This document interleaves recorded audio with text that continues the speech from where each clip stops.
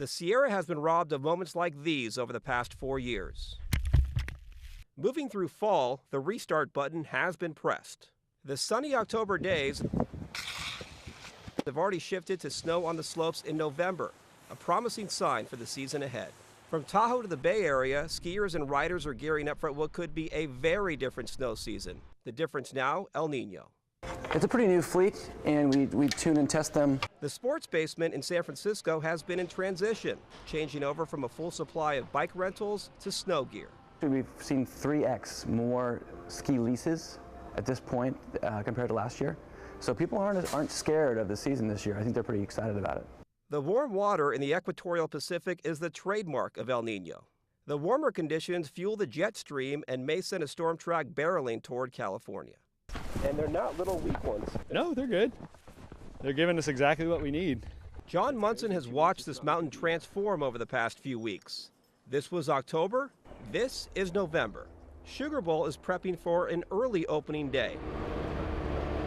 The resort is hoping a new season will erase the memories of 4 challenging years. When you don't see a lot of the skiers and riders turning out and you're not getting big visitation numbers, you do have to really put control measures on a lot of your operations. This lift was powered down last March, wrapping up another very disappointing snow year up in the Sierra.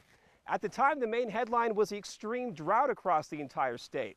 Now we have an extreme El Niño to talk about, and there's building hope this winter will be way more productive. We're very hopeful in the industry that this El Niño season is going to flip the script. We're going to start seeing storms line up like they historically do. The link between Sierra snow and El Niño is studied here, the Desert Research Institute in Reno.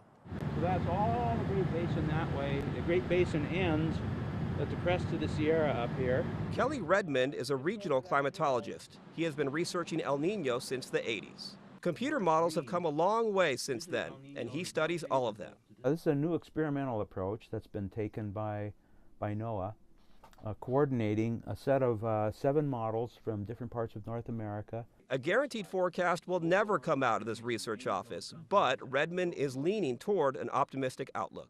Normally, I'd be kind of with El Niño, I'd be pretty cautious. I'm slightly less cautious this year in my thinking that we could be in for a pretty decent winter. This footage is from the 1983 El Niño, a great snow year. The snowfall at Donner Summit crested above the average of nearly 400 inches. Same story for the last strong El Niño in the 90s. What about this season?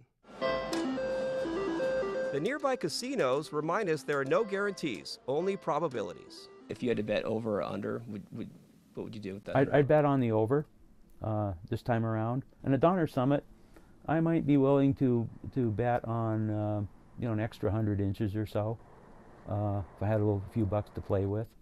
So above average. Yeah, above average. Yeah. Whether we get rain or snow is the unknown. Temperatures are forecasted to be above normal this winter, and each storm is unique. So at this point, there's no telling whether we'll get more cold or warm storms. Yeah. The talk of El Niño is adding to the excitement of deep powder. Really pent-up demand for powder skiing in Tahoe, and we certainly hope to deliver it. That big season may or may not be in our future, but the odds will be tilted in our favor this time around. Mark Tamayo, KTVU, Fox 2 News.